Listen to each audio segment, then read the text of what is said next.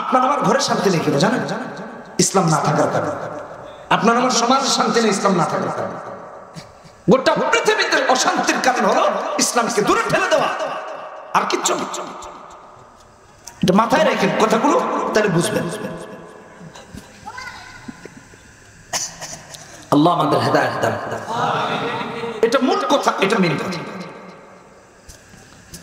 রাসূলকে আল্লাহ রাহমাতুল লিল আলামিন করে পাঠিয়েছেন, কিন্তু আপনি আর আমি রাসূলুল্লাহর চরিত্র ধারণ না করার কারণে রহমত থেকে বঞ্চিত হচ্ছি। দিন দিন ডে বাই ডে দূরে সরে যাচ্ছে। ইসরায়েল ফিলিস্তিনের দিকে যদি তাকান, একটু দেখেন, ভালো করে শুনে, একটু ভালো করে মনোযোগ দিয়ে শুনে। আমাদেরকে অনেকে দোষারোপ করেছে, মন দিয়ে শুনে। অনেকে বলেছে ফিলিস্তিন যদি ইসরায়েলে হামলা না করতো তাহলে ইসরায়েল আর ফিলিস্তিনিকে মারতো না। অনেকের কথা এটা কি আহাম্মকের কথা রে ভাই? আরে ভাই, ইসরায়েল তো 365 দিন ফিলিস্তিনিদের উপর আক্রমণ করতেছে। 365 দিন, প্রতিটা রমাদান, প্রতিটা ইফতারি, প্রতিটা সাহরিতে আক্রমণ করতেছে, প্রতিটা জুমা, প্রতিটা তারাবিতে। ভুলে গেছেন এগুলো? আমাদের ভাইরা তো শুধু একদিন সব জবায় উত্তর দিচ্ছে, এটুকু অপরাধ হয়ে গেছে। ভণ্ডামি বন্ধ করো সব। মুসলমানের প্রথম কিবলার হেফাজত করা তোমারও দায়িত্ব ছিল, তুমি করো নাই। উল্টা যারা করছে তাদের সমালোচনা করতেছো। মুনাফিক হয়ে গেছে এখতিয়ার।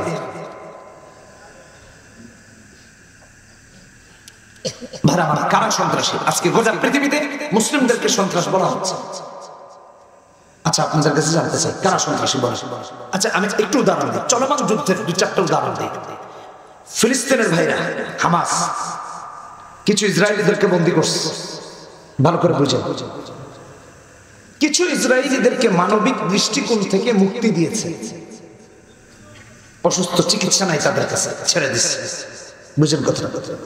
ছোট বাচ্চা ছেড়ে দিচ্ছে। সারা পৃথিবী এসব ভিডিও দেখছে। এটা হলো মুসলমানের আখলাক। আর কাফেরদের চরিত্র, ওরা আহত মুসলমানদের উপর আক্রমণ করে শহীদ করে দিচ্ছে, হসপিটালে আক্রমণ করতেছে। মুসলমান শিশুদেরকে তো ঢালা বম মারতেছে। গোটা পৃথিবীর কাছে সমালোচিত হয়েও ওদের লজ্জা শরম নাই। ওরা শুধু সন্ত্রাসী না, সন্ত্রাসীকে ওরা প্রমোট করছে, অহংকার করে সন্ত্রাসী করতেছে। সন্ত্রাসের গডফাদার হয়ে গেছে। আর ওদের ইসরায়েলিরা বলতেছে হামাস আমাদেরকে মারে না, সদাচরণ করেছে, চিকিৎসা দিয়েছে, ভালো খাবার দিয়েছে, চিকিৎসা নাই দেখে ছেড়ে দিয়েছে। একজন ইসরায়েলি মহিলা হ্যান্ডশেক করে যাচ্ছে, দেখছেন এই ভিডিও ভাইরাল হয়েছে, পৃথিবীর গোটা দুনিয়া দেখেছে। আমি এই কথা কেন বললাম? রাহমাতুল লিল আলামিন চরিত্র যার মাঝে আছে, তার চরিত্রটাই আমার। সূরা 10টি আয়াত তেলাওয়াত করেছে। কোরআনের পারা কয়টা ভাই? সবাইকে বলতে হবে কয়টা? 30টা পারার মাঝে এটা 27তম পারা। 27তম পারা 5 নম্বর পৃষ্ঠায় এই সূরাটা। কোরআনে সূরা আছে 114টি। 114টি সূরার মাঝে এই সূরাটা হলো 53তম সূরা। মাথায় রেখে, কততম? 53। কোরআনে প্রতিটা সূরায় কম বেশি আয়াত আছে। এই সূরাতে আয়াতের সংখ্যা হলো 62টি। বলেন কতগুলো? কতগুলো? 62, 6 জুড়ি। কোরআনের সমস্ত সূরাগুলো মাক্কি অথবা মাদানী, এর বাইরে কোনো সূরা নাই। হয়তো মাক্কি নয়তো মাদানী। এই সূরাটা হলো মাক্কি। কি সূরা? মাক্কি সূরা। প্রতিটা সূরা এক বা একাধিক নাম আছে। যেমন সূরা ফাতিহার 55টার বেশি নাম আছে। সুবহানাল্লাহ। এই সূরার নাম হলো নুন জিম মিম দিয়ে নাজম, সূরাতুন নাজম।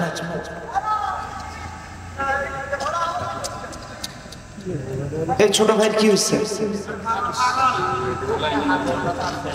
ও আচ্ছা আচ্ছা, আপনারা আমরা পাগল না হইলে চলে। তাহলে সূরাতুন নাজম এই হলো মোটামুটি একটা আলোচনা। সারাংশ এই সূরাতে কোরআনের আরেকটা পরিচয় আছে। কোরআনে যে আয়াতগুলো আছে সিজদার, তার মাঝে প্রথম সিজদার আয়াত এই সূরার ৬২তম আয়াত। সিজদার আয়াত এই সূরাতে প্রথম নাযিল হয়েছে।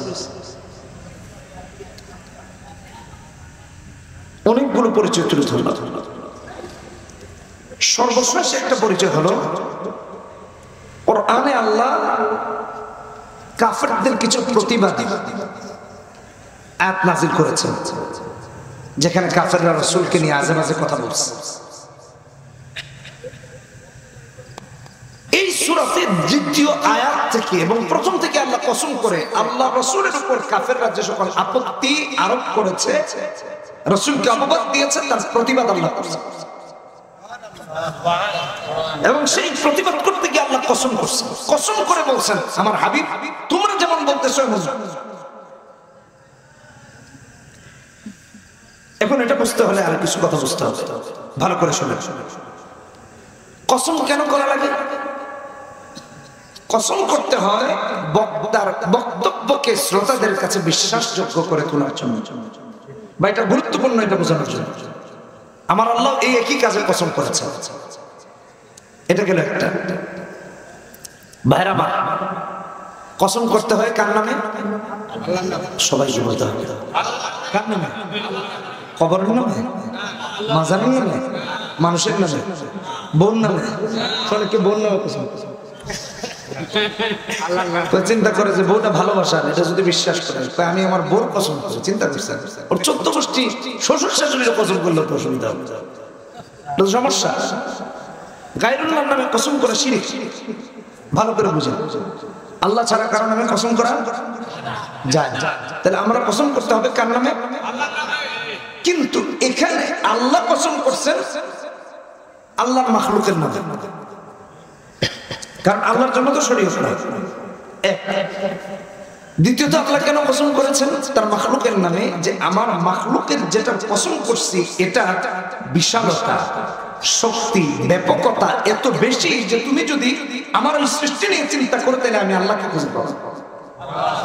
আল্লাহর সৃষ্টির কসম করে আল্লাহ তার পরিচয় বান্দার কাছে তুলে ধরছে। যেমন ধরেন জাপান একটা জিনিস বানাইছে, আমরা চিন্তা করি জিনিসটা খুব ভালো, তাই না? কারণ বানাইছে কে? জাপান। চায়না একটা জিনিস বানাইছে, আমরা চিন্তা করি আল্লাহ জানে এটা বাড়িতে নেওয়ার পরে শেষ। চায়না, বুঝলেন, যার কোনো গ্যারান্টি নেই। তাহলে জাপানের গ্যারান্টি আপনার আমার কাছে হোক না হোক বিশ্বাস আছে। কেন? তার প্রোডাক্ট গুলো ভালো।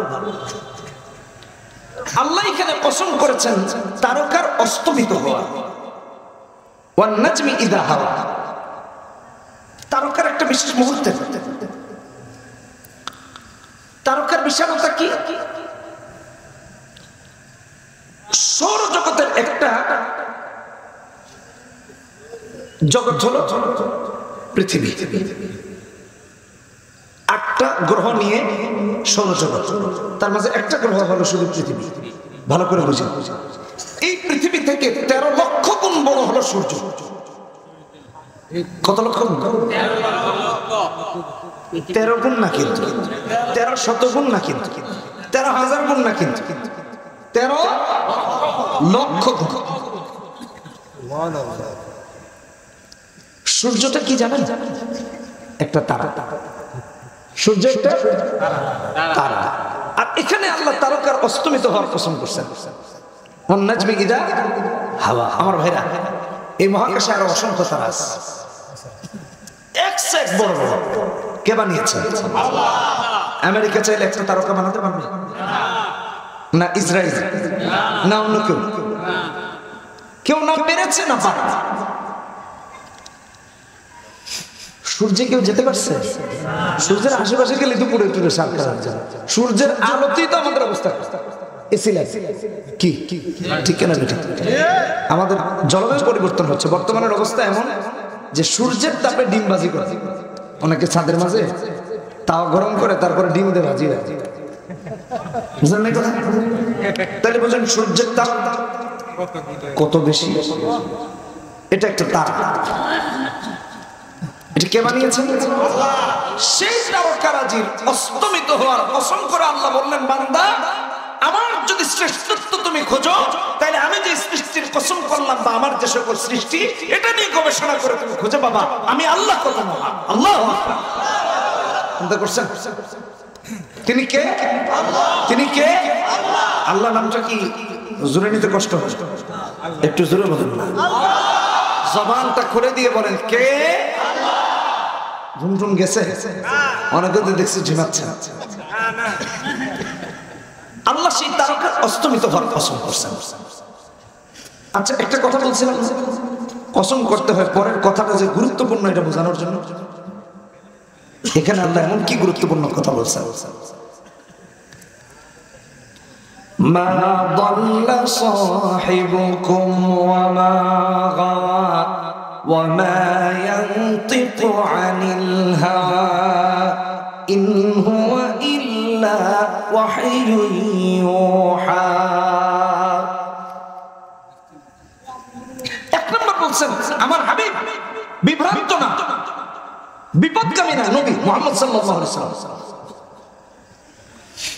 কারণ কাফেররা মুহাম্মদ সাল্লাল্লাহু আলাইহি ওয়াসাল্লামকে কখনো বিভ্রান্ত, কখনো বিপদগামী, কখনো পাগল, কখনো কবি, কখনো গণক, কখনো জাদুঘর ইত্যাদি বলা শুরু করছে। আল্লাহ এই সমস্ত কথার জবাব দিয়েছেন। ওরা যখন বলল আমার রাসূলকে পাগল, আমার আল্লাহ জবাব দিয়েছেন ওয়া মা সাহিবুকুম বিমাজনুন, সূরা তাকবীর 30 নম্বর পারা 22 নম্বর আয়াত। আমার হাবিব পাগল না, আমার রাসূল পাগল না। আচ্ছা রাসূলকে পাগল কেন বললো? ওয়াজ ভালো করে বুঝে যান, খালি শুনলেন কান দিয়ে আর গেলেন, এটা কোনো কাজে আসবে না। শুধু এই সময়টা উপকারে আসবে, যেটুকু সময় আসলে ভালো কাজে বের হচ্ছে। নিয়ে যেতে পারলাম না, জীবন পরিবর্তন হলো না, তাহলে কি লাভ? ভাইরা আমার দিল দিয়ে শুনে আপনাদেরকে নিয়ে যাই 1450 বছর আগের ইতিহাস, তাহলে একটু বুঝবেন। নবীজি পৃথিবীতে এসেছেন 571 মতান্তর 70 খ্রিস্টাব্দে 20 এপ্রিল 8, 9 অথবা 12 রবিউল আউয়াল। আরবের স্কলারদের কাছে সবচেয়ে গ্রহণযোগ্য মত হলো 12 রবিউল আউয়াল নবীজি পৃথিবীতে এসেছেন। আল্লাহু আকবার। এটি মুহাম্মদ সাল্লাল্লাহু আলাইহি ওয়াসাল্লাম মায়ের পেটে থাকাকালীনই বাবা মারা গেছে। মুহাম্মদ বিন আব্দুল্লাহ, পিতার নাম আব্দুল্লাহ, মারা গেছে। পিতার ইন্তেকালের পরে নবীজি পৃথিবীতে এসেছেন। 6 বছরের মাথায় মা মারা গেছে। মাও নাই, বাবা। এই আব্দুল, দুজন বসো। আল্লাহ তুমি উঠছো, তোমার লগে এত মুসাফা টুসাফা করলাম আমি, আর তুমি উঠছো, বসো না, থাক, অসুবিধা না, ওরা ভালো আছে, বসো বাবা। কি জামা কাপড় নষ্ট হয়ে যাবে, পেশাব করছে? তাহলে বসো। যে কথা বলতেছিলাম, মাও নাই, বাবা নাই। নবীজির প্রথম অভিভাবক বাবার পরে দাদা হচ্ছেন আব্দুল মুত্তালিব। কে? মুহাম্মদ বিন আব্দুল্লাহ বিন আব্দুল মুত্তালিব, দাদা। দাদা মারা গেল, নবীজির অভিভাবক হচ্ছেন চাচা আবু তালিব। সুবহানাল্লাহ। যখন থেকে 40 বছর বয়সে নবীজি বলা শুরু করছেন ইয়া আইয়ুহান নাস কুলু লা ইলাহা ইল্লাল্লাহু তুফলিহুন, সবার কাছে খারাপ হয়ে গেছে। তার আগ পর্যন্ত নবীজি আল আমিন উপাধি দিচ্ছে ওরা, বিশ্বাসী মুহাম্মদের মতো মানুষ না। আর যখনই বলছেন লা ইলাহা ইল্লাল্লাহ তখন খারাপ হয়ে গেছে। নবীকে কখনো পাগল বলা শুরু করছে, কখনো গণক, কখনো কবি, কখনো জাদুঘর, কখনো বিভ্রান্ত, কখনো বিপদগামী। আল্লাহ ওই শানে এক একটা আয়াত নাযিল করেছেন। ওরা বলল মুহাম্মদ সাল্লাল্লাহু আলাইহি ওয়াসাল্লাম পাগল। চিন্তা করছেন একটা মানুষকে পাগল কখন বলা যায়? এই যে একটা ছেলে চিল্লায় আসতেছিল, আপনারা বললেন যে মাথায় সমস্যা আছে, পাগল। আল্লাহ ভাইকে সুস্থ করে দিক, আমিন। পাগল, একজন রাসূলকে পাগল বলা শুরু করছে, বলছে মুহাম্মদ পাগল। আল্লাহ কি বললেন? ওয়া মা সাহিবুকুম বিমাজনুন ওয়া লাকাদ রাআহু বিল উফুকিল মুবিন। না, আমার হাবিব পাগল না, দায়িত্বহীন ভাষায় আল্লাহ প্রতিবাদ করছেন। সূরা তাকবীরের 22 নম্বর আয়াত। ওরা এক পর্যায়ে আল্লাহর হাবিবকে বলল তিনি কবি, আর তিনি যা বলেন এগুলো কবিতা মানে, কোরআনকে কবিতা মানা বলে আখ্যায়িত করেছে। আল্লাহ তার জবাব সূরা হাক্কা 41 নম্বর আয়াতে দিয়েছেন, ওয়ামা হুয়া বিকাউলি শাইর কলিলাম মা তুমিনুন। ওরা আল্লাহর হাবিবকে বলা শুরু করলো তাহলে তিনি গণক। আমার আল্লাহ 42 নম্বর আয়াতে সূরা হাক্কা বলেছেন, ওয়ালা বিকাউলি কাহিন কলিলাম মা তাযাক্কারুন তানজিলুম মির রাব্বিল আলামিন। ওরা আল্লাহর হাবিবকে বলল বিভ্রান্ত বিপদগামী। আমার আল্লাহ বললেন মা দাল্লা সাহিবুকুম ওয়া মা গাওয়া, তিনি বিভ্রান্ত না, তিনি বিপদগামীও না। আর এই কথা বলতে গিয়ে আল্লাহ কসম করছেন, ওয়ান নাজমি ইযা হাওয়া। আল্লাহ কসম করে বলছেন, আমি কসম করে বলছি আমার হাবিব বিভ্রান্ত বিপদগামী না, তোমরা মিথ্যা কথা বলতেছো। আসেন এই সবগুলো কথার কি সামনে মোদাবেক। ওহী আসার যুগ ছিল, আল্লাহ ওহী নাযিল করছেন, ভালো করে বুঝেন। এখন তো ওহী আসবে না, ওহী আসার পর এতগুলো আয়াত থেকে আমার আল্লাহ মুমিনদেরকে শিক্ষা দিয়েছেন, কিয়ামত পর্যন্ত আল্লাহ রাসূলকে নিয়ে যারা বাজে কথা বলবে, মুসলমানের ঈমানি দায়িত্ব তাদের বিরুদ্ধে প্রতিবাদ করা। ঠিক কি না ঠিক করে বলেন? কেউ রাসূলকে নিয়ে বাজে কথা বললে তার জিভ কেটে বের করে দেওয়া হবে। কোন সাহসে তুমি রাসূলকে আঘাত করছো? আল্লাহ ওহী নাযিল করে একের পর এক সেই সমস্ত আপত্তির জবাব দিয়েছেন। আপনি আমি তো খালি খাইতে পারলেই চলে, একটু অনুভূতি ব্যক্তিত্ব রাসূলুল্লাহর উম্মতের এটা সব হারায় ফেলেছে। এটা মুমিনের কাজ না। মুমিনের চরিত্র হলো রাসূলকে কেউ নিয়ে বাজে কথা বললে তার প্রতিবাদ করবে। কিন্তু আমরা প্রতিবাদ তো দূরের কথা, মনে খারাপ লাগে, এমন অবস্থা তৈরি হয়ে গেছে। ভাইরা আমার ভালো করে শুনে, মুহাম্মদ সাল্লাল্লাহু আলাইহি ওয়াসাল্লাম তাই লিখেন, বিশ্বনবী যদি কবি না হন, পাগল না হন, গণক না হন, জাদুঘর না হন, তাহলে তিনি কি? আমার আল্লাহ কোরআনে কারিমে সূরা ফাতাহ 29 নম্বর আয়াতে বললেন, মুহাম্মাদুর রাসূলুল্লাহ ওয়াল্লাযীনা মাআহু আশিদ্দাউ আলাল কুফফার। তিনি আল্লাহর রাসূল। 29 নম্বর আয়াত 14 নম্বর পৃষ্ঠায় 26 নম্বর পারা। অন্য আয়াতে কোরআনে কারীমে রাসূলের চরিত্রের কথা বলতে গিয়ে আমার আল্লাহ বলেন, ওয়ামা আরসালনাকা ইল্লা রাহমাতাল লিল আলামিন। সূরা আম্বিয়া 107 নম্বর আয়াত 10 নম্বর পৃষ্ঠায় 17 নম্বর পারা। আল্লাহ এই জবাব দিয়েছেন, তিনি রাহমাতুল লিল আলামিন। আরে ভাই, গোটা জগতের জন্য রহমত। আজকে আপনি আমি ভাই ভাই মারামারি করতেছে, একে অপরের সাথে দ্বন্দ্ব, কেন জানেন? রাসূলের চরিত্র নাই। বলতে গেলে কথা অন্যদিকে চলেছে। আমাদের সমাজ দেখে, অন্যের কথা বাদ দিয়ে আসেন, আমাদের কিছু আত্মসমালোচনা। ইসলামিক দলের অভাব আছে, কিন্তু ইসলামী দলগুলোর মাঝে ঐক্য নাই। একটা আয়াত একটা হাদিস দেখা, রাসূল অনেকের কথা বলছেন, একটা আয়াত একটা হাদিস কোথাও দেখাতে পারবেন না। আচ্ছা আসেন, এটা বাদ দিলাম। আপনার আমার ঘরে শান্তি নেই কেন জানেন? ইসলাম না থাকার কারণে। আপনার আমার সমাজে শান্তি নেই ইসলাম না থাকার কারণে। গোটা পৃথিবীতে অশান্তির কারণ হলো ইসলামকে দূরে ঠেলে দেওয়া, আর কিচ্ছু না। এটা মাথায় রাখেন কথাগুলো, তাহলে বুঝবেন। আল্লাহ আমাদের হেদায়েত দান করেন। এটা মূল কথা, এটা মেইন কথা। রাসূলকে আল্লাহ রাহমাতুল লিল আলামিন করে পাঠিয়েছেন, কিন্তু আপনি আর আমি রাসূলুল্লাহর চরিত্র ধারণ না করার কারণে রহমত থেকে বঞ্চিত হচ্ছি। দিন দিন ডে বাই ডে দূরে সরে যাচ্ছে। ইসরায়েল ফিলিস্তিনের দিকে যদি তাকান, একটু দেখেন, ভালো করে শুনে, একটু ভালো করে মনোযোগ দিয়ে শুনে। আমাদেরকে অনেকে দোষারোপ করেছে, মন দিয়ে শুনে। অনেকে বলেছে ফিলিস্তিন যদি ইসরায়েলে হামলা না করতো তাহলে ইসরায়েল আর ফিলিস্তিনিকে মারতো না। অনেকের কথা এটা কি আহাম্মকের কথা রে ভাই? আরে ভাই, ইসরায়েল তো 365 দিন ফিলিস্তিনিদের উপর আক্রমণ করতেছে। 365 দিন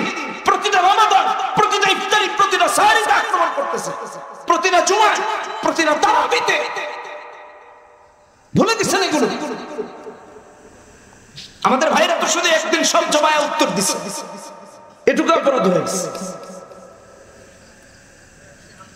ভণ্ডামি বন্ধ করো সব। মুসলমানের প্রথম কিবলার হেফাজত করা তোমারও দায়িত্ব ছিল, তুমি করো নাই, উল্টা যারা করছে তাদের সমালোচনা করতেছো। মুনাফিক হয়ে গেছে এখতিয়ার।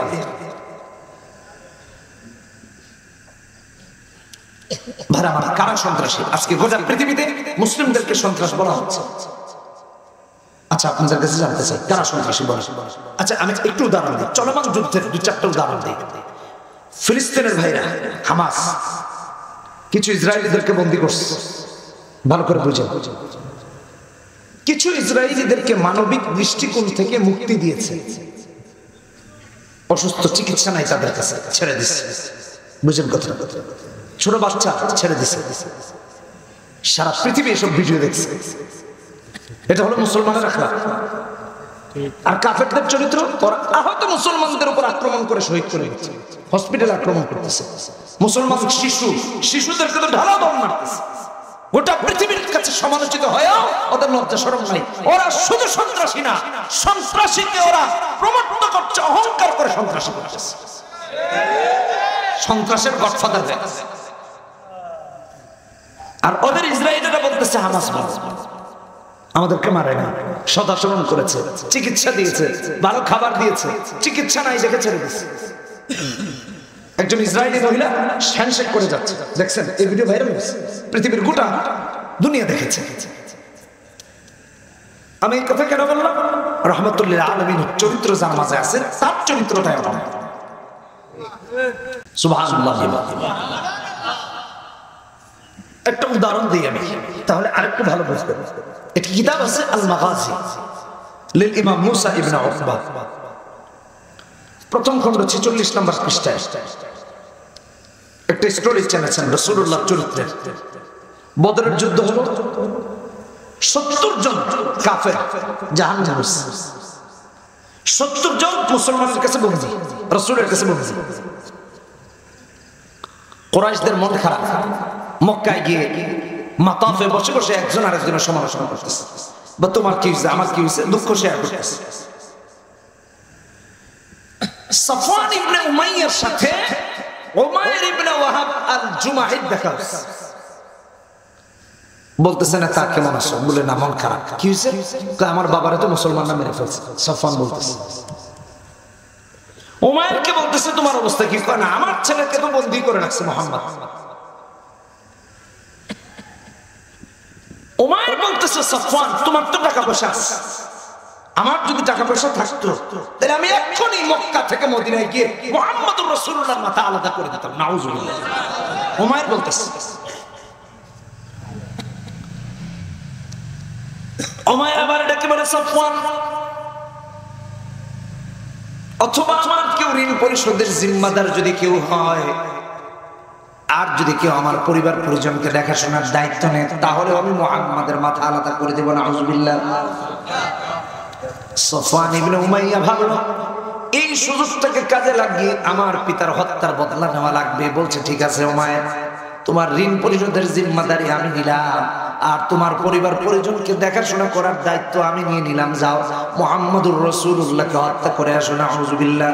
একটা বাহন এনেছে, শুধু তাই না উন্মুক্ত তরবারি বিষ মিশিয়ে এনে দিয়েছে, যেন মুহাম্মদুর রাসূলুল্লাহ সাল্লাল্লাহু আলাইহি ওয়াসাল্লামের আঘাতটা যদি সামান্য হয়, বিষক্রিয়া হয়ে যেন তিনি মারা যান। এই জন্য তরবারিতে বিষ মিশিয়ে এনে মুহাম্মদুর রাসূলুল্লাহকে হত্যার জন্য দিল। আমার ভাইরা, উমাইর 450 কিলোমিটার দূরত্ব হলো এই পিচ ঢালাইয়ের রাস্তা পার হয়ে মক্কা থেকে মদিনার দূরত্ব। আজ থেকে 1450 বছর আগে উঁচু নিচু পাহাড় আর বালুপথ পার হয়ে মক্কা থেকে মদিনায় যাওয়া লাগতো, কত কঠিন দেখেন। উমাইর মুহাম্মদুর রাসূলুল্লাহ সাল্লাল্লাহু আলাইহি ওয়াসাল্লামকে হত্যার জন্য যখন রওনা করেছে, মদিনায় গিয়ে পৌঁছে গেছে। কোথায় মুহাম্মদ, কোথায় মসজিদে নববী খুঁজে খুঁজে বের করেছে। মসজিদে নববীর ভিতরে গিয়ে মুহাম্মদুর রাসূলুল্লাহ কোথায়, মুহাম্মদুর রাসূলুল্লাহ কোথায়, এই কথা বলে বলে রাসূলুল্লাহর কাছাকাছি পৌঁছায় গেছে। হযরত ওমর দ্বিতীয় খলিফা ইসলামের, তিনি দূর থেকে দেখলেন এটা তো আল্লাহর দুশমন। তরবারি উন্মুক্ত করে গলায় ঝুলিয়ে এমন ভাবে যদি মুহাম্মদুর রাসূলুল্লাহর কাছে যায়, একটা আক্রমণেই তো রাসূলকে নিমেষে হত্যা করে ফেলবে। হযরত ওমর দৌড়ে এসেছেন তাকে আঘাত করার জন্য। মেরে ফেলার জন্য, হত্যা করার জন্য রাহমাতুল লিল আলামিন দূর থেকে দেখে বলেন, ওমর খবরদার আক্রমণ করো না, কিছু বলো না, মেরো না। ওমরকে আমি মুহাম্মদুর রাসূলুল্লাহর কাছে আসতে দাও, কেন এসেছে আমি আগে তা জানি। এটা পয়েন্ট, এটা পয়েন্ট। কখন রাসূল এই কথা বলছেন জানেন? আমি আরেকটু বলি, ধরেন একজন আমাকে হত্যার জন্য ওখান থেকে আসতেছে, আমি এখান থেকে বলবো ভাই ও আমার মারতে আসতেছে, ধরেন প্রতিহত করে, এমনই তো হচ্ছে, অথবা দৌড় দিব, তাই না? রাসূলুল্লাহ সাল্লাল্লাহু আলাইহি ওয়াসাল্লাম ওমরকে বলছেন, ওমর কিছু বলো না, ওমর আসতে দাও আমার কাছে। এটা কখন বলেছেন জানেন? যখন আমার আল্লাহ মাতাফে বসে তারা দুজন যখন রাসূলকে হত্যার ষড়যন্ত্র করে, তখনই রাসূলকে আল্লাহ জানায় দিয়েছেন যে হ্যাঁ আমার হাবিব ওমর আপনাকে হত্যার জন্য যাইতেছে মদিনায়। রাসূল জেনে শুনে একজন ঘাতককে, যার গলায় তরবারি ঝোলানো, বলতেছেন আসতে দাও। কি রহমতি চরিত্র একটু ভাবেন। আর কাপুরুষগুলো আমাদের মুসলিম ভাইদেরকে হসপিটালে হত্যা করতেছে। চরিত্র কাকে বলে একটু বুঝেন, চারিত্রিক অধঃপতন কাকে বলে বুঝেন।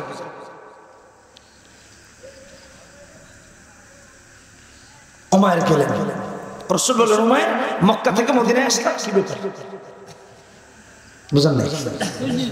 আর ওমর রাদিয়াল্লাহু তাআলা এমনি কঠিন মেজাজের মানুষ, প্রস্তুত হয়ে আছেন, কখনো গর্দান উড়াবে, 19-20 করবে, খবর শেষ।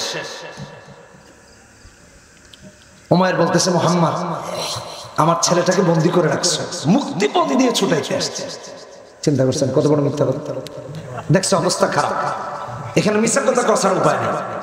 বলতেছে আমার ছেলেকে ছুটাইতে আসছে। রাসূল আবার জিজ্ঞেস করলেন উমাইর কেন আসছে? কয় আমার ছেলেকে ছুটাইতে আসছে। আবার জিজ্ঞেস করলেন, কয় মুহাম্মদ মুক্তিপণ দিয়ে ছেলেটাকে ছুটাইতে আসছে। রাসূল বললেন উমাইর কেউ যদি সন্তানকে মুক্তিপণ দিয়ে ছুটাতে আসে, তাইলে কি গলায় তরবারি ঝুলে আসে না সম্পদ ঝুলে আসে? বুঝেন নাই কথাটা? সম্পদ না ঝুলানো থাকলে যে মুক্তিপণ দিব, তুমি তো তরবারি, আবার সেটা উন্মুক্ত, মানে আক্রমণাত্মক একটা অ্যাটিটিউড আছে তোমার কাছে। মুহাম্মাদুর রাসূলুল্লাহ ডেকে বলেন উমাইর সত্য করে বলো তো দেখি, মাতাফে বসে বসে তুমি আর সফওয়ান আমাকে হত্যার নীল নকশা সাজাও নাই? সফওয়ান তোমার পরিবার পরিজনের দায়িত্ব নিয়েছে, আর তোমার সমস্ত ঋণ পরিশোধের দায়িত্ব নিয়েছে, বিধায় তুমি আমাকে হত্যা করতে এসেছো। মুহাম্মাদুর রাসূলুল্লাহ সাল্লাল্লাহু আলাইহি ওয়াসাল্লাম যখন এটা বলেছেন, উমাইরের হাত আর পা গুলো কম্পন আরম্ভ হয়ে গেছে। উমাইর ভাবতে লাগলো, কোথায় সেই মক্কায় বসে আমি আর সফওয়ান ছাড়া তৃতীয় কেউ ছিল না, এই খবর মুহাম্মদকে তার আল্লাহ ছাড়া কেউ পৌঁছাইতে পারে না। নিশ্চিত ঘাতক জানার পরেও যে মুহাম্মাদুর রাসূলুল্লাহ আমাকে আক্রমণ করেন নাই, মারেন নাই, গালি দেন নাই, কাউকে আক্রমণ করতে দেন নাই, এমন মানুষটা কখনো নবী ছাড়া আর কেউ হতে পারে না। উমাইরের হাত পা কম্পন আরম্ভ হয়ে গেছে, আর বলছে মুহাম্মদ এত সুন্দর চরিত্র দিয়ে তুমি আমাকে যা বুঝাইলা, এটা সত্যিকারের রাসূল ছাড়া কারো চরিত্র হতে পারে না। উমাইর ডেকে বলে, মুহাম্মদ আমার বিশ্বাস হয়ে গেছে তুমি আল্লাহর সত্য রাসূল, আমাকে কালেমা পড়ায় মুসলমান বানায় দাও। রাসূল বলেন, পড়ো আশহাদু আল্লা ইলাহা ইল্লাল্লাহ ওয়া আশহাদু আন্না মুহাম্মাদান আবদুহু ওয়া রাসূলুহু। আমার ভাইরা, রাহমাতুল লিল আলামিনের চরিত্র তো এত সুন্দর যে সকল কাফেররা রাসূলকে ঘাতক সেজে এসেছে হত্যা করার জন্য, রাসূলুল্লাহর চরিত্র দেখে হত্যার পরিবর্তে নিজে আপোষ করে মুসলমান হয়ে বাড়ি ফিরেছে। সুবহানাল্লাহ। তিনি হলেন রাহমাতুল লিল আলামিন, তিনি হলেন মুহাম্মদুর রাসূলুল্লাহ সাল্লাল্লাহু আলাইহি ওয়াসাল্লাম, যার ব্যাপারে আল্লাহ বলছেন ওয়া মা আরসালনাকা ইল্লা রাহমাতাল লিল আলামিন। আর কত সুন্দর চরিত্র হতে পারে বলেন। সূরা কালামে তো আল্লাহ 4 নম্বর আয়াতে বলেছেন ওয়া ইন্নাকা লাআলা খুলুকিন আযীম। সুবহানাল্লাহ। উন্নত মহান চরিত্র, মহান চরিত্র কার? রাসূলুল্লাহ সাল্লাল্লাহু আলাইহি ওয়াসাল্লাম। আমার ভাইরা শুধু এটুকুই না, রাসূলুল্লাহর চরিত্র তো ছিল এমন শুধু একজন কাফের এসে মুমিন হয়েছে এমন না, দলে দলে কালেমা পড়ে মুসলমান হয়ে গেছে, এমন প্রমাণ আছে। বুখারীর হাদিসের মধ্যে এসেছে 344 নম্বর হাদিস, সাহাবীদেরকে নিয়ে রাসূলুল্লাহ বের হয়েছেন, পথিমধ্যে পানি স্বল্পতা দেখা দিল। সাহাবীরা বলে, ইয়া রাসূলুল্লাহ, তৃষ্ণার্ত আমরা সবাই, পানি পাবো কোথায়? এক পর্যায়ে রাসূল কাফেলাকে থামতে বললেন, স্টে করতে বললেন, সবাই থামলো তাঁবুটা নিয়ে। হযরত আলীকে বললেন, আলী যাও, কোথায় পানি আছে খুঁজো। সাথে আরেকজন দিলেন। হযরত আলী পানির তালাশে বের হয়ে গেলেন সঙ্গী নিয়ে। যেতে যেতে যেতে যেতে পথে দেখেন একজন আরোহী মহিলা সাওয়ার হয়ে হয়ে যাচ্ছে। মহিলার কাছে গিয়ে জানতে চাইলেন, পানি আছে নাকি? বলে, হ্যাঁ আমার কাছে আছে। কোত্থেকে পানি নিয়েছো? মহিলাটি জবাব দেয় হযরত আলীকে যে পানি যেখান থেকে নিয়েছি, আজকে এখন আমি যেখানে, গতকাল এমন সময়ে যেখানে ছিলাম পানি নিয়েছি ওখান থেকে। আলী ভাবলেন, এত দূর থেকে তো পানি সংগ্রহ করা সম্ভব না, যেহেতু মহিলার কাছে পানি আছে, রাসূলকে তার কাছে নিয়ে যাই, রাসূলের কাছে তাকে নিয়ে যাই। মহিলাকে বললেন, চলো তোমাকে মুহাম্মাদের কাছে নিয়ে যাবে। মহিলাটি তেলে বেগুনে জ্বলে উঠলো আর বলল, কোন মুহাম্মদ? ওই ধর্ম থেকে মুহাম্মদ নাকি? নাউজুবিল্লাহ। বাজে কথা রাসূলকে নিয়ে বলা শুরু করেছে। রাহমাতুল লিল আলামিনের সাহাবী কিছুই বলেন নাই। হযরত আলী আপনার সাথী যখন তাকে জোর করতে আরম্ভ করলেন, সে বলতেছে, দেখো আলী, আমাকে যে নিয়ে যাবা, মুহাম্মদুর রাসূলুল্লাহ যদি আমার হত্যা করে ফেলেন, আমার বাচ্চাগুলো এতিম, ওরা আরো বিপদগ্রস্ত হয়ে যাবে, বিপদে পড়ে যাবে, আমাকে এইভাবে নিয়ে যাও না। হযরত আলী বললেন, পানি যেহেতু তোমার কাছে আছে, তোমাকে অবশ্যই অবশ্যই রাসূলের কাছে যেতে হবে। মহিলাটিকে রাসূলের কাছে নিয়ে গেছে। যে মহিলা রাসূলুল্লাহকে গালি দিয়েছে, বাজে কথা বলেছে, মুহাম্মদুর রাসূলুল্লাহকে যাওয়ার পর রাসূল জিজ্ঞেস করলেন, তোমার কাছে পানি আছে? বলে, হ্যাঁ। বলেন, তোমার পানির পাত্রটা দাও। দেওয়া হলো। সাহাবীদেরকে বললেন, তোমরা সবাই পরিতৃপ্ত হয়ে পান করো। সুবহানাল্লাহ বললেন। একজনের কাছে কতটুকু পানি থাকে? সবাই পরিতৃপ্ত হয়ে পান করেছে। সবার যখন পানি পান শেষ হয়ে গিয়েছে, রাহমাতুল লিল আলামিন নবী বলেন, যার কাছে যেই পাত্র আছে সবাই পাত্রগুলো ভরে ভরে রেখে দাও। যে মহিলা রাসূলকে গালি দিয়েছে, যার কাছে নবীজি খারাপ, যার কাছে রাহমাতুল লিল আলামিন ধর্ম থেকে মুহাম্মদুর রাসূলুল্লাহকে নিয়ে তারা বাজে কথা বলে, সেই মহিলাটি যখন দেখলো আমার সামান্য পানি এতজন সাহাবী পান করেছে, পানি শেষ হয় না, আশ্চর্য হয়ে গিয়েছে। তারপর রাসূল বললেন, তোমাদের পানি পান শেষ? বলে, হ্যাঁ। এবার রাহমাতুল লিল আলামিন বলেন, যাও, তোমাদের যার কাছে যে পাত্র আছে সমস্ত পাত্রগুলো ভরে ভরে রেখে দাও। মহিলা দেখে আশ্চর্য হয়ে গেল, পানি পান করে শেষ হয় নাই, আবার তাদের পাত্রে নাকি পানি ভরে ভরে রেখে দিবে। আমি এসব কি দেখতেছি, আশ্চর্য হয়ে গেছে। পানি পান করা ভরা শেষ। মহিলাটিকে পানির পাত্র ফিরিয়ে দিতে রাসূল বললেন। মহিলাটির কাছে যখন পানির পাত্র ফিরিয়ে দেওয়া হলো, রাসূল তাকে জিজ্ঞেস করেন, আচ্ছা বলো তো দেখি তোমার পাত্রে পানি ঠিক আছে কিনা? মহিলা তাকিয়ে দেখে আগে যেটুক পানি ছিল বরং তার চেয়ে এখন বেশি পাত্রে আছে। আশ্চর্য হয়ে গেল যে রাহমাতুল লিল আলামিন রাসূলের কাছে ভয়ে আসতে চায় নাই, না জানি রাসূল তার হত্যা করে ফেলেন কিনা, মেরে ফেলেন কিনা। যখন মহিলাটিকে বিদায় দিবেন, রাসূল বলতেছেন, তোমাদের যার কাছে যা আছে সাহাবীরা আমার উপর হুকুম জমা করো মহিলার জন্য। সবাই উপহার উপর হুকুম জমা করতে লাগলেন। গাঠি হয়ে গেল, সমস্ত উপর হুকুম গুলো উপহার গুলো গাঠি বেঁধে তার বাহনে উঠাইয়া দিলেন। মহিলাটি আবার তার গন্তব্যের দিকে ফিরতে আরম্ভ করেছে। আর চিন্তা করলো, যারে গালি দিলাম, যারে ভাবলাম গেলে আমাকে মেরে ফেলা হবে, যার কাছে যাওয়ার আগে সন্তানগুলো এতিম, ওদের কথা পর্যন্ত দোহাই করলাম, তারপরেও যাওয়া লাগলো। গিয়ে এমন মানুষকে দেখলাম, হয়তোবা তিনি পৃথিবীর শ্রেষ্ঠ জাদুঘর, অন্যথায় তিনি সত্যিকার অর্থে আল্লাহর রাসূল। এত সুন্দর চরিত্র যার হতে পারে, এই মানুষটা পৃথিবীর সাধারণ কোন মানুষ হতে পারে না। আল্লাহু আকবার, চিৎকার করে বলে আল্লাহু আকবার। কাফেলা গেছে, কারণ মহিলা একা ছিল, সামনে ছিল, পিছনে তার কাফেলা ছিল। কাফেলার লোকরা এখানে যেহেতু আসছে, সময় লাগছে, কাফেলার লোকরা আগায় আসছে, পথ আগাইছে। সে গিয়ে যখন আবার তার পথ ধরছে, কাফেলার সাথে দেখা হচ্ছে। কাফেলার লোকরা বলতেছে, আরে তুমি তো আমাদের অনেক আগে ছিলে, পিছে পড়লা কেন? মহিলা বলতেছে, আমার সাথে যা ঘটছে তা অকল্পনীয়। কি ঘটেছে বলো? বলছো ওই যে মুহাম্মদ, যাকে আমরা সন্ত্রাস বলি, ধর্মতে কি বলি, যাকে আমরা খারাপ বলি, দুজন লোক এসে তার কাছে আমার নিয়ে গেছে। আমার পাত্র থেকে সবাই পানি পান করলো, পানি শেষ হয়ে সবার পাত্রে পানি আবার ভরে রাখলো, তাও শেষ হয়ে। নবী নির্দেশ দিচ্ছেন,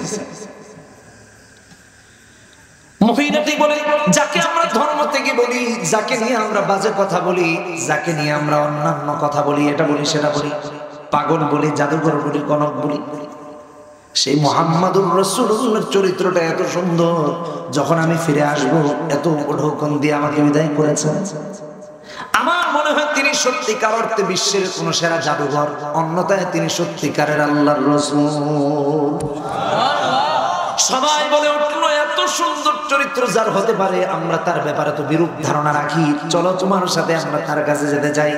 সবাই রাসূলের কাছে এসে হাজির, রাহমাতুল লিল আলামিনের কাছে এসে যখন তার চরিত্র দেখেছে, চারিত্রিক মাধুর্যতা দেখে সবাই বলে, নিঃসন্দেহে তুমি আল্লাহর সত্য রাসূল মুহাম্মদ, এক্ষুনি সাক্ষী দিচ্ছি তুমি আল্লাহর সত্য রাসূল, আল্লাহ ছাড়া কোনো মাবুদ নাই, আর তুমি আল্লাহর প্রেরিত রাসূল এবং বান্দা। আমাদেরকে এক্ষুনি কালিমা পড়ে মুসলমান বানায়া দাও। সবাইকে রাসূল পড়ে নেন, আশহাদু আল্লা ইলাহা ইল্লাল্লাহ ওয়া আশহাদু আন্না মুহাম্মাদান আবদুহু ওয়া রাসূলুহু। যারা দূর থেকে গালি দেয়, যারা মুহাম্মাদুর রাসূলুল্লাহকে নিয়ে বাজে কথা বলে, ওরা যখন কাছে এসেছে দলে দলে কালিমা পড়ে মুসলমান হয়ে গেছে। আমার ভাইরা, সারা পৃথিবীর অবস্থা তো বর্তমানে এমন, দূর থেকে ইসলামকে খারাপ বলে, কোরআনকে খারাপ বলে, মুহাম্মদ সাল্লাল্লাহু আলাইহি ওয়াসাল্লামকে খারাপ বলে, আপনাকে আমাকে খারাপ বলে, ওরা যদি মুসলমানের চরিত্র দেখে আর কোরআন সুন্নাহ রাখলা আর চরিত্রটা দেখে, আমার দৃঢ় বিশ্বাস ওদেরকে যদি সময় দেওয়া হয় তোমরা কালেমা পড়বা কি পড়বা না, ওরা সময় ছাড়াই শর্তহীন কালেমা পড়ে মুসলমান হবে। এত সুন্দর ধর্ম ইসলাম। যারা কোরআনকে সন্ত্রাসবাদের কিতাব বলতে চায়, গ্রন্থ বলতে চায়, ইসলামকে সন্ত্রাসবাদের ধর্ম বলতে চায়, আলেমদেরকে সন্ত্রাসী বলে, রাসূলকে সন্ত্রাসী বলে, তাদের কাছে দাওয়াত, তোমরা আসো, ইসলাম জানো, কোরআন জানো। ইসলাম কত সুন্দর তাইলে বুঝবে। কিন্তু আমার ভাইরা, দুঃখজনক অবস্থা হলো, আমরা কোরআন থেকে দিন দিন দূরে সরে যাচ্ছি। ব্যক্তি জীবনে, পারিবারিক জীবনে, সামাজিক জীবনে, রাজনৈতিক জীবনে, রাষ্ট্রীয় জীবনে, আন্তর্জাতিক জীবনে, সব জায়গা থেকে কোরআন সুন্নাহ আদর্শ দূরে ঠেলে দিচ্ছে।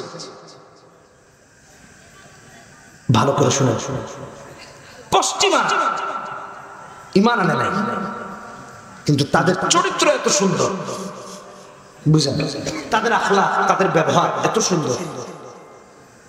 যদি ঈমান আনতো তাহলে সবার আগে ওরা জান্নাত যেত।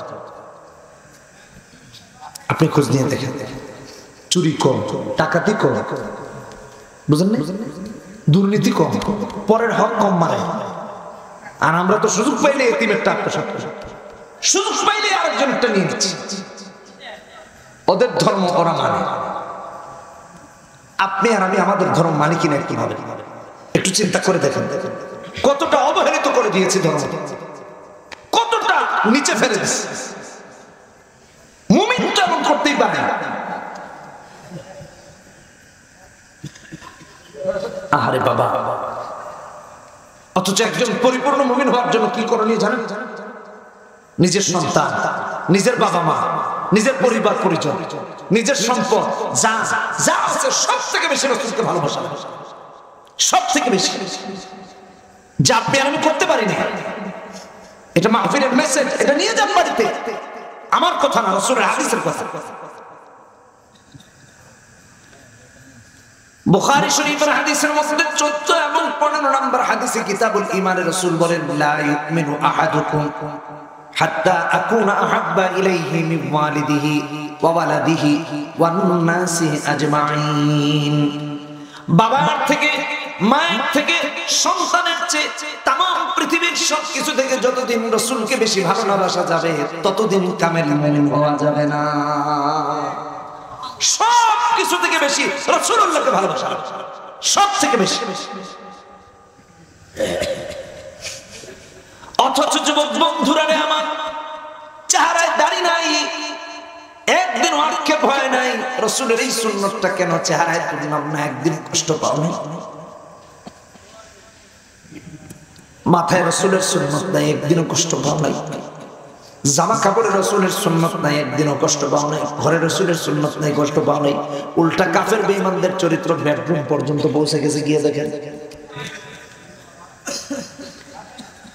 ওদিকে যদি দেখতে হয় এমন অবস্থা হয়েছে, বিশ্বকাপে যদি যার যার সমর্থন যেই দলের সাথে, সেই দল হারলে স্ট্রোক করে আবার হসপিটালে চলে যায়। ছোট্ট ছেলে কাঁদতেছে, আর্জেন্টিনা ব্রাজিল রাসূলের পরিচয় সে জানে না, অথচ মুসলমানের সন্তান। আর কাফেরদের সম্পর্কে তার ধারণা কি? চিন্তা করে দেখেন। কাঁদতেছে লাইভে এসে। গত বছর এরকম মাহফিলের সময় কোন মাসের জন্য বিশ্বকাপ খেলা হলো এগুলো তো মনে থাকে না, আমরা বেশি জানি। তো এক মাহফিল থেকে ফিরতেছি, একদিন দেখলাম আর্জেন্টিনা সৌদির কাছে হেরে গেছে। ফেসবুকে কান্নার রুম, কি আজব মুসলমান। ভাই ভাই, কথাটা হাসির হলেও লজ্জা লজ্জা। কাঁদতেছে, পিচ্ছি পিচ্ছি বলা যায়। সে আর্জেন্টিনা ছিলেন, মুহাম্মদ সাল্লাল্লাহু আলাইহি ওয়াসাল্লামকে ছিলেন। কি ব্যর্থতা আপনার আমার ভাবেন। কাফেররা এগুলো দেখে খুশি হয়, যাক মুসলমানের ঘরে ঘরে আমরা পৌঁছায় গেছি, ওদের নবী না পৌঁছায়। চিন্তা করছেন? লজ্জা পাওয়া দরকার। আরেকদিন এক মাহফিল নরসিংদীতে, তো ওটা করে ফিরতেছি, দেখি ব্রাজিল হেরে গেছে, না জানি বিশ্বকাপ থেকে বাদ হয়ে গেছে, এরকম কি যেন একটা, অত মনে নাই।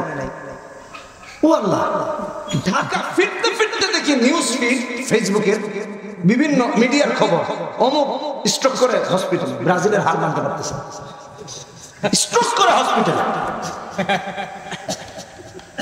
হ্যাঁ, আপনারা সার্চ দেন গুগলে, গুগলে সার্চ দেন, এগুলো আছে।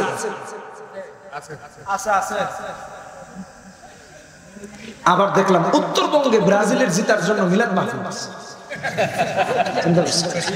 কি লজ্জাজনক কাছে। লা হাওলা ওয়ালা কুওয়াতা ইল্লা বিল্লাহ।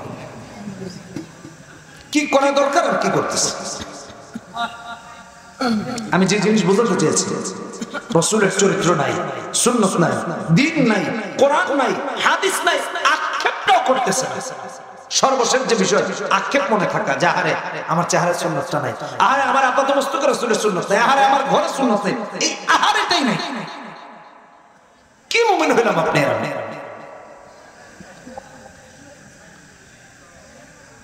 আপনাদেরকে বুখারীর একটা হাদিস শোনাই, 3584 নম্বর হাদিস, রাসূলুল্লাহর হাদিস, বুখারীর হাদিস। মসজিদে নববীর ভিত্তি স্থাপন হয়েছে খেজুরের শাখা প্রশাখার উপরে। তখন তো এত সুন্দর শিল্পকর্ম ছিল, বিলাপ ছিল। নবীজি মাঝে মাঝে মিম্বর তো যখন ছিল না, দেহ মুবারক লাগিয়ে খেজুরের শাখাতে হেলান দিতেন।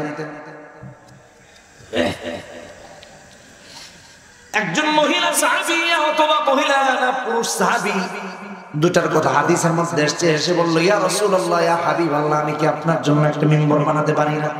রাসূল তাকে যখন অনুমতি দিলেন, মিম্বর বানিয়ে আনা হলো। রাহমাতুল লিল আলামিন নবী যখন মসজিদে নববীতে গিয়ে মিম্বরে আরোহণ করেছেন, ওই যে শাখাটি যাতে রাসূল মাঝে মাঝে হেলান দিতেন, খেজুরের ওই শাখাটি থেকে কান্নার আওয়াজ শিশুর মতো ফুপিয়ে ফুপিয়ে পুরো মসজিদে নববী ছেয়ে গেছে। কেন এমনটা হলো বুঝেন? আজকের পর থেকে রাসূল আমার সাথে দেহ মুবারক লাগাবেন না, রাসূলের দেহ মুবারক লাগবে না। এই ব্যথায় কাঁদতেছে, এই কষ্টে কাঁদতেছে। সাহাবীরা ডানে তাকায় কাউকে খুঁজে পায় না, বামে তাকায় কাউকে খুঁজে পায় না। রাহমাতুল লিল আলামিন নবী দূর থেকে বসে বসে বুঝতেছিলেন যে কান্নার আওয়াজ কোথা থেকে আসতেছে।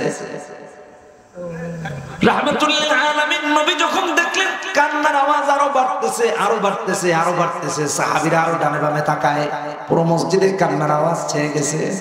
বিশ্বনবী রাহমাতুল লিল আলামিন মিম্বর থেকে নেমে গিয়ে খেজুরের ওই শাখাটিকে আলিঙ্গন করলেন, বুকে জড়িয়ে নিলেন। কান্নার আওয়াজ বন্ধ হয়ে গেল।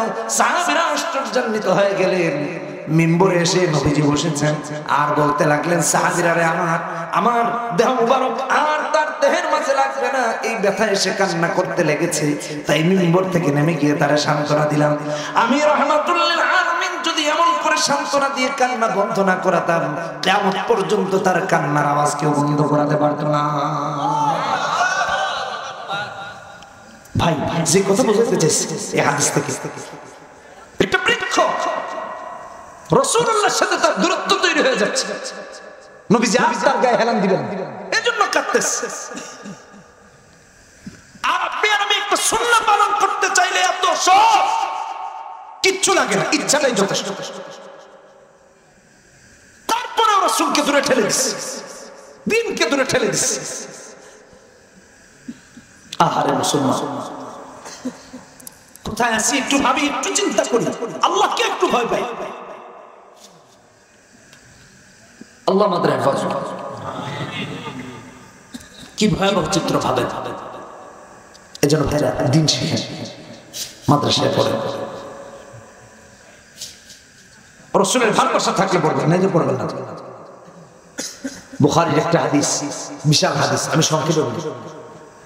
6452 নম্বর হাদিস। ভালো করে শুনুন, মনোযোগ দিয়ে শুনেন, আল্লাহর রাস্তা মনোযোগ দিয়ে একটু শুনেন। রাসূলুল্লাহ সর্বাধিক হাদিস বর্ণিত সাহাবীর নাম কি? আবু হুরায়রা। কি নাম বলেন? আবু হুরায়রা রাদিয়াল্লাহু তাআলা। এই হাদিসের মধ্যে আসছে আবু হুরায়রা রাদিয়াল্লাহু তাআলা আনহু একটা হাদিস ছুটে যাবে এই ভয়ে রাসূলের মজলিস থেকে যেতেনই না, দিনের পর দিন না খেয়ে থাকতেন। বুঝলেন না? এই হাদিসের মধ্যে এসেছে আবু হুরায়রা বলেন, 6452 নম্বর হাদিস বুখারীতে। আবু হুরায়রা বলেন, মানুষ মনে করে আমি অসুস্থ, আসলে অসুস্থ না, মৃগী রোগী মনে করতো না, আমি মৃগী রোগী না, বরং দিনের পর দিন রাসূলের মজলিসে বসে থাকতাম না খেয়ে। ক্ষুধার কারণে আমার দেহটা কাঁপা আরম্ভ হয়ে যেত, তারপরেও আমি যেতে চাইতাম না যেন রাসূলের একটা হাদিস মিস না হয়ে যায়, রাসূলের জন্য একটা হাদিস আমার থেকে মাহরুম না হয়ে যায়। এই জন্য উঠে যেতাম না। মানুষ মনে করতো আমি মৃগী রোগী, ওই যে যেগুলো হলে অজ্ঞান হয়ে পড়ে যায়। আরে না, আমি ক্ষুধার কারণে পড়ে যেতাম। দিনের পর দিন, রাতের পর রাত না খাওয়ার কারণে ক্লান্ত হয়ে পড়ে যেতাম। আবু হুরায়রার একবার প্রচন্ড ক্ষুধা লেগেছে, কি করবেন? দাঁড়ালেন। রাহমাতুল লিল আলামিন নবী এদিক দিয়ে যাবেন, আবু বকর যাবেন, ওমর যাবেন, এই আশা। হযরত ওমর গেলেন, আবু হুরায়রার মনের কথা বুঝলেন না, আবু বকর গেলেন, বুঝলেন না। বিশ্বনবী রাহমাতুল লিল আলামিন যখন যান, সঙ্গে সঙ্গে আবু হুরায়রার মনের ভাষা বুঝে গেছে যে আবু হুরায়রার পেটে ক্ষুধা লাগছে। আবু হুরায়রাকে বললেন, আবু হুরায়রা চলো। তাছাড়া আবু হুরায়রা নিজেও রাসূলকে সালাম দিয়েছেন। সালামের পর রাসূল তার সাহাবীর মনের কথা বুঝে গেছেন। সাহাবীকে বললেন, চলো আমার বাড়ি চলো, নিয়ে গেলেন। দরজার সামনে গিয়ে দাঁড়ালেন। আবু হুরায়রা বললেন, ইয়া রাসূলুল্লাহ, ঘরে কি প্রবেশ করতে পারি নাকি? রাহমাতুল লিল আলামিন বললেন, চলো ঘরে চলো। ঘরে নিয়ে গেলেন। আমার ভাইরা, এক পেয়ালা দুধ উপস্থাপন করা হলো। রাহমাতুল লিল আলামিন নবী বলেন, আবু হুরায়রা, দুধ তুমি একা খাবা কেন, পান করবা কেন? যাও আসহাবে সুফফার সবাইকে নিয়ে আসো।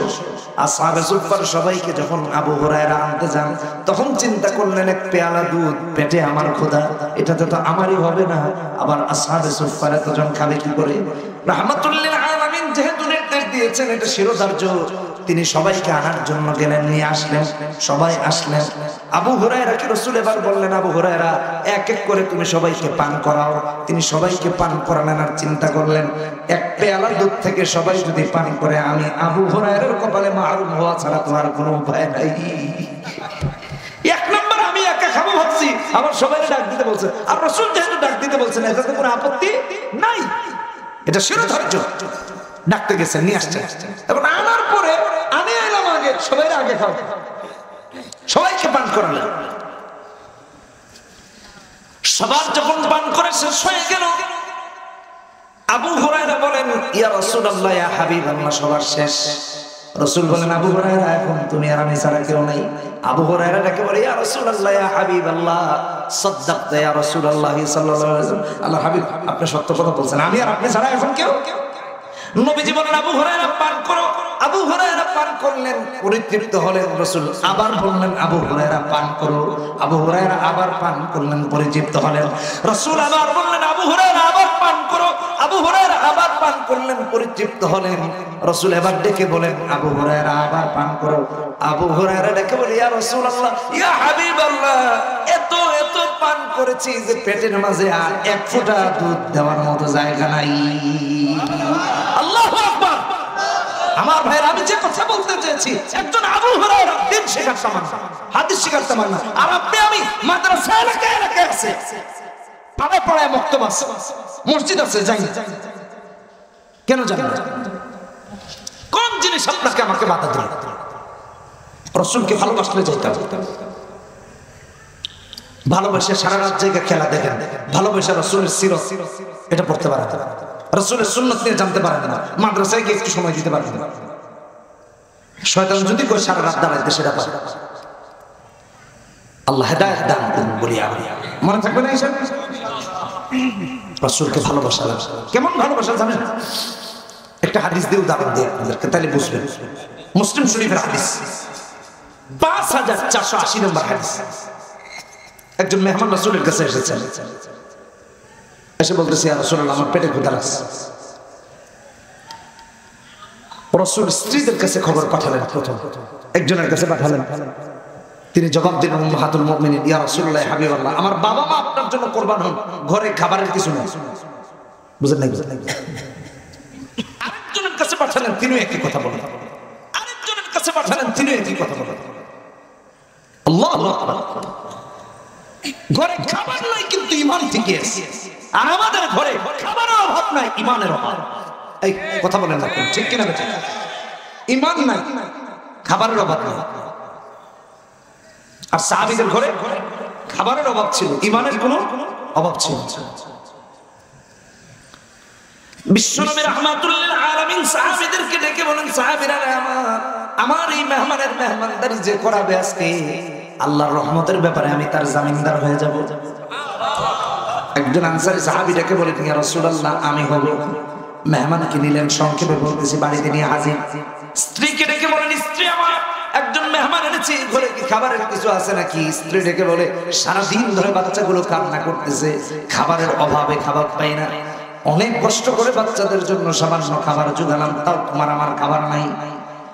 রাসূলুল্লাহর এই সাহাবী বলেন জানো এই মেহমান সাধারণ কোনো মেহমান না, রাসূল যার ব্যাপারে বলেছেন আমার এই মেহমানের মেহমানদারি যে করাবে আল্লাহর রহমতের ব্যাপারে আমি রহমতুল আলামিন নিজে জামিনদার হব। মহিলা বলে তাইলে তো আর কোনো কথাই নেই, এমন মেহমানের তো মেহমানদারি করানোই লাগে। কিন্তু বাচ্চাগুলোকে কি করা যাবে? স্বামী আর স্ত্রী মিলে ঠিক করলেন এক কাজ করো, বাচ্চাগুলো ক্ষুধার তাড়নায় যেহেতু কান্না করতেছে ওদেরকে ক্ষুধার মাঝেই ঘুম পাড়ায় দাও, ওরা কাঁদতে কাঁদতে এক পর্যায়ে দুর্বল হয়ে ঘুমায় পড়বে। আর রাহমাতুল লিল আলামিনের মেহমানকে তুমি আর আমি বাচ্চাদের খাবারগুলোই মেহমানদারি করায়া দিব। স্ত্রীও বলল ঠিক আছে, স্বামীও রাজি হয়ে গেলেন, দুজন মিলে দস্তরখানা বিছালেন আর বললেন এক কাজ করো তুমি যদি না খাও আমি যদি না খাই তাহলে তো মেহমান খাবে না। ওদিকে বাচ্চাগুলো কান্না করতে করতে ঘুমিয়ে পড়েছে, মেহমানের জন্য দস্তরখান বিছানো হলো। স্বামী ডেকে বলে স্ত্রী আমার তুমি আর আমি যদি না খাই মেহমান তো দেখলে বলবে তোমরা খাও, আর তুমি আর আমি যদি খাই রাসূলুল্লাহর মেহমান ক্ষুধার্ত অবস্থায় ফিরে যাবে, এটা তো কোনোভাবেই দেওয়া যায় না, খাবারই সামান্য। আবার তুমিও যদি খাও আমিও যদি খাই তাহলে থাকবেটা কি?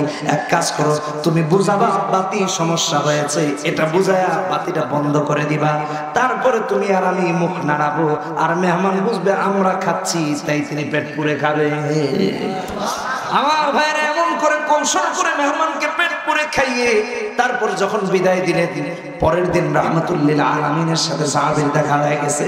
এই হাদিসের মধ্যে এসেছে মুসলিম শরীফের হাদিস 5480 নম্বর হাদিস। রাসূল সাহাবীকে দেখে বলেন সাহাবীরা আমার কদ আজিবাল্লাহু মিন সানিইকুমা বিদাইফিকুমাল লাইলা, তোমার আর তোমার স্ত্রীর মেহমানদারিটা এত সুন্দর ছিল, আমার আল্লাহ নিজে খবর পাঠায়া দিবেন আল্লাহ তোমাদের দুজনের উপর খুশি হয়ে গেছেন। চিন্তা করা যায়? এমন ভালোবাসতে হবে রাসূল, মায়ের চেয়ে বেশি, বাবার চেয়ে বেশি, সন্তানের চেয়ে বেশি। আমরা আমাদের সন্তানকে কতটুকু ভালোবাসি একটু ভাবেন। আর রাসূলকে কতটুকু ভালোবাসি একটু ভাবেন। টাকাকে কতটা ভালোবাসি আর রাসূলকে কতটুকু ভালোবাসি একটু ভাবেন। দুনিয়ার সবথেকে বেশি মুহাম্মদ সাল্লাল্লাহু আলাইহি ওয়াসাল্লামকে ভালোবাসা লাগবে। বাসবো তো ইনশাআল্লাহ। এই ভালোবাসার প্রমাণ হবে সন্তানকে দিন শিখাবেন, মাদ্রাসায় দিবেন। এক। দ্বিতীয়ত আপনারা যারা আছেন মাদ্রাসার সুখে দুঃখে সর্বাবস্থায় পাশে থাকবেন তো ইনশাআল্লাহ। আলহামদুলিল্লাহ, দীর্ঘ সময় বায়ান হয়েছে, রাত অনেক হয়ে গেছে। আমি তো এতক্ষণ থাকতাম না। সময়ের ব্যাপারে আমি আবার খুব যত্নবান।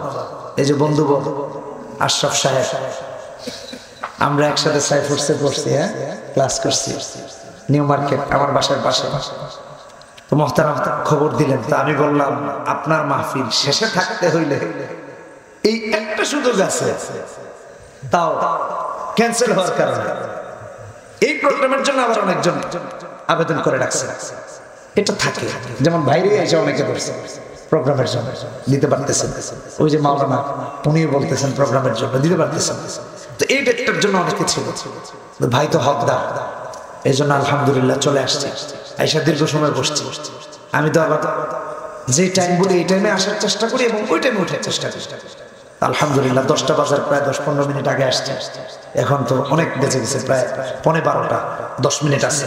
আপনারা দীর্ঘ সময় কষ্ট করেছেন, বসেছেন। আপনারা আমার এই কষ্টকে আল্লাহ কবুল করুন বলে আমি মাদ্রাসাটাকে আল্লাহ কবুল করুন। ভাইরা, আপনাদের সহযোগিতা ছাড়া একটা প্রতিষ্ঠান চলবে বলে কখনো চলবে। আপনারা অনেকে দান করেন নাই, অনেকে করেছেন। আমি আমার তরফ থেকে অনুরোধ করতেছি, কেউ যদি বাকি থাকেন যে হুজুর আমি বাকি আছি দিব, তাহলে আপনারা বলতে পারেন, অসুবিধা নেই। আপনাদের নাম আমরা ঘোষণা করবো, দোয়া করবো। এটা এক। 2 নাম্বার হলো এখন দেন নাই, অসুবিধা নেই। যখন দরকার লাগবে নিজের পরিবার পরিজন মনে করে হয়তো করবেন। বুঝলেন না কথা? বাইরে আপনাদের এলাকায় গুরুস্থান নেই? কোন দিকে? হ্যাঁ, কোন দিকে? আচ্ছা, গিয়ে দেখেন তো এই টাইমে একটা লোক গুরুস্থানে দেখাতে পারবেন? সব মুর্দার আছে। আপনাদেরই কারো বাবা, আপনাদেরই কারো মা, কারো সন্তান, কারো বন্ধু বান্ধব, কারোর সাথে কেউ গেছে? ভালো করে বুঝেন, বুঝার কথা কয়ে কেউ যায় না। আপনার সাথেও কেউ যাবে না, আমার সাথেও কেউ যাবে না। কিছু নিয়েও যেতে পারবে না, বুঝলেন না? কিছু নিয়েও যেতে পারবে না। আপনি প্রতিটা কবরের পাশ দিয়ে যান। ছেলেগুলো আরামে ঘুরতেছে, বাপের কথা ভুলেই গেছে, মায়ের কথা ভুলে গেছে। আপনি খোঁজ নিয়ে দেখেন, দাদা দাদির কথা ভুলে গেছে। যে বাবা মা তার জন্য চুরি করে খাবার দিয়েছে, সেই ছেলে মা বাবাকে ভুলে গেছে। কিছুই কাজে আসবে না। 3টা জিনিস চাই। তিরমিজির হাদিস 1432 নম্বর হাদিস, ইদা মাতাল ইনসান ইনকাতা আনহু আমালু ইল্লা মিন সালাত। সব আমলের দরজা বন্ধ হয়ে যাবে, 3টা দরজা খোলা থাকবে। একটা সদকায়ে জারিয়া, একটা উপকারী ইলম, আর একটা হলো নেককার সন্তান। যে নেককার সন্তান বাবা মার জন্য দোয়া করবে। কোন নেককার সন্তান বাবা মার জন্য দোয়া করবে জানি না? জানেন না? হ্যাঁ, আপনিও জানেন। সন্তানকে দিন শেখান, এক। দ্বিতীয় হলো এই যে এগুলোর কাজে আপনার সহযোগিতার ক্ষেত্রে এত অবহেলা করেন, এটা খারাপ লাগে। এলাকার প্রতিষ্ঠান, এটা আপনার হক, আপনি সবার আগে দিবেন। এখানে আবার বলতে হয়, জোর করতে হয়, এটা কাম। সবাই পাশে থাকবো তো ইনশাআল্লাহ, থাকবো তো ইনশাআল্লাহ। যখন জানা সন্তানকে দিবেন, নিজের স্বার্থ মতো সহযোগিতা করবেন। আনন্দকে চাইতে হবে কেন? আপনি গিয়ে জিজ্ঞেস করবেন, হুজুর আমার একটা ফান্ড আছে, কোন দরকার লাগলে বলবেন, এত 1000 টাকা আছে, দিব না ইনশাআল্লাহ, কোন দরকার লাগবে। হুজুর আপনাকে দরকার লাগলে না দিবে, আপনি গিয়ে বলবেন, আপনাকে আবার খুঁজে বের করতে হবে।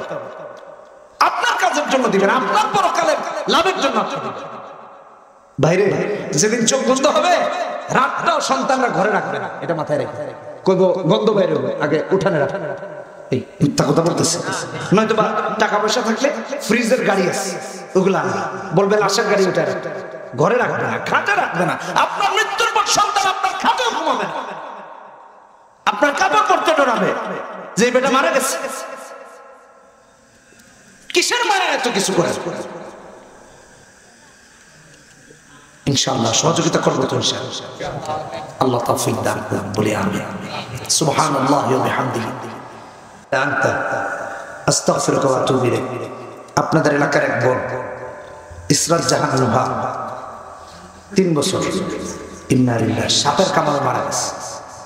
আল্লাহ আমার বোনকে মাফ করুন, জান্নাতুল ফেরদাউসের বাসিন্দা বানায় দেন। আরেক ভাই জাহিদ আল মামুন আমাদের আশরাফ ভাই জেঠাতো ভাই সাউথ আফ্রিকাতে থাকে, উনি অ্যাক্সিডেন্ট করেছেন। আল্লাহ ভাইকে হেফাজত করুন। বিশেষভাবে আপনাদের কাছে তিনি দোয়া চেয়েছেন। দেখছেন প্রবাসে আছেন, আপনাদেরকে ভুলেন নাই। আল্লাহ ভাইকে শিফায়ে কামেলা আজলা দেন। তাছাড়া ভাই তার সকল আত্মীয় স্বজনের জন্য দোয়া চেয়েছেন, আপনাদের জন্য দোয়া চেয়েছেন, এলাকাবাসীর জন্য দোয়া চেয়েছেন। আপনারা যারা আছেন আল্লাহ তাআলা আপনাদের সবাইকে কবুল করুন। এই মাহফিলে আসেন প্রতিটা কদমকে কবুল করুন। এই মাদ্রাসার অভিভাবক যারা তাদেরকে কবুল করুন। আল্লাহু আকবার। সভাপতি সাহেব কিছু বলবেন? হ্যাঁ শেষ করে দেব। শেষ দুরূদ শরীফ পড়েন। আল্লাহুম্মা সাল্লি আলা মুহাম্মাদ ওয়া আলা আলি মুহাম্মাদ।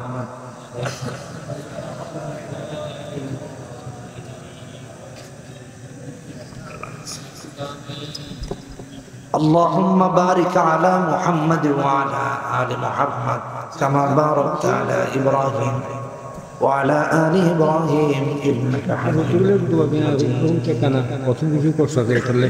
সভাপতি সাহেব ওনাদের সন্তানদের সবার জন্য দোয়া চেয়েছেন, সবাই দোয়া করবেন। আর যারা আছে আপনারা প্রবাসী যারা আছে তাদের জন্য দোয়া করেন।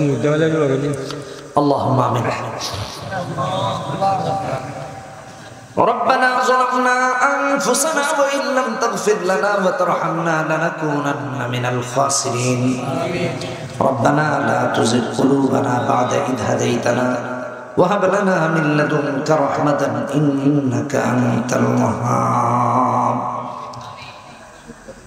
ربنا هب لنا من أزواجنا وذرياتنا قرة أعين واجعلنا للمتقين إماما رب ارحمهما كما ربياني صغيرا رب ارحمهما كما ربياني صغيرا رب ارحمهما كما ربياني صغيرا رب العالمين মধ্য রজনী হয়ে গেছে আল্লাহ, দাড়ি পাকা তোমার অসংখ্য বান্দাদের নিয়ে হাত তুলেছি।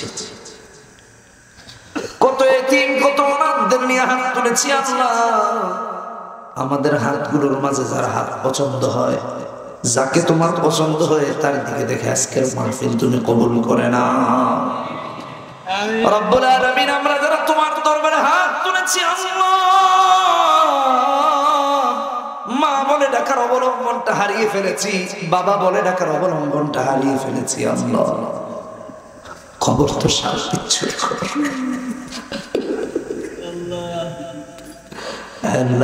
কবর তো অন্ধকার ঘর, বাবা মা কি অবস্থায় কবরে আছে জানি না। রব্বুল আলামিন আমাদের যাদের মা নাই বাবা নাই, মা বাবার কবরকে তুমি জান্নাতের বাগান বানায় দাও। রব্বিরহামহুমা কামা রব্বায়ানি সগীরা রব্বিরহামহুমা কামা রব্বায়ানি সগীরা রব্বিরহামহুমা কামা রব্বায়ানি সগীরা।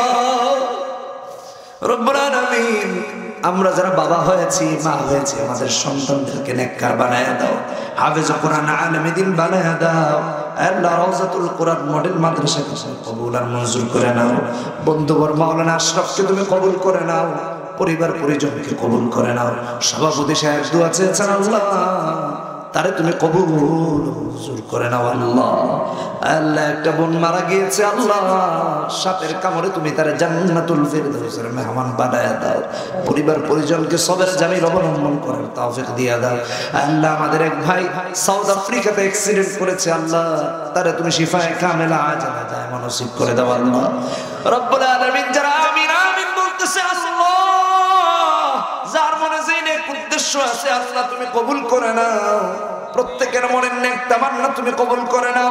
আল্লাহ ঋণ পরিশোধের জন্য যারা দোয়া চাইতেছে ঋণ পরিশোধের ব্যবস্থা করে দাও, অভাবীদের অভাব দূর করে দাও, ঋণগ্রস্তদেরকে ঋণ মুক্ত করে দাও, সমস্যা মুক্তদেরকে সমস্যাগ্রস্তদেরকে সমস্যা মুক্ত করে দাও। আল্লাহ অনেকে চাকরির জন্য হাল হতাশ করতেছে, হালাল চাকরির ব্যবস্থা তুমি করে দাও। আল্লাহ বেকারত্ব দূর করে দাও, ঘরে ঘরে চাকরির ব্যবস্থা তুমি করে দাও। আল্লাহ হালাল কামাই রুজি তুমি বরকত দিয়া দাও, হালাল কামাই রুজির ব্যবস্থা তুমি করে দাও। আল্লাহ যারা ব্যবসায়ী ভাই আছে হালাল ব্যবসা করার তৌফিক দিয়া দাও। ঘরে ঘরে তুমি নেককার পরহেজগার দিনদার আমানতদার বানায়া দাও। মা বোনদেরকে এলাকার তুমি কবুল করে নাও, পর্দানশীল বানায়া দাও। এক একজনকে হযরত হাসান আর হুসাইনের সঙ্গী হিসেবে তাদের সন্তানকে সাথী বানানোর তৌফিক দিয়া দাও। আল্লাহ আমাদের মায়েদেরকে বোনদেরকে হযরত ফাতিমার সঙ্গিনী বানায়া দিও। আল্লাহ এই এলাকা থেকে যারা কবরবাসী হয়ে গেছে আল্লাহ মাফ করে জান্নাতবাসী বানায়া দাও। আজকের এই মাহফিলের সওয়াব তাদের আরওয়াহে পৌঁছায়া দাও। রব্বুল আলামিন যারা অর্থ দিয়ে শ্রম দিয়া সাহায্য সহযোগিতা করেছে আল্লাহ তাদের সাহায্য সহযোগিতাকে কবুল করে দাও।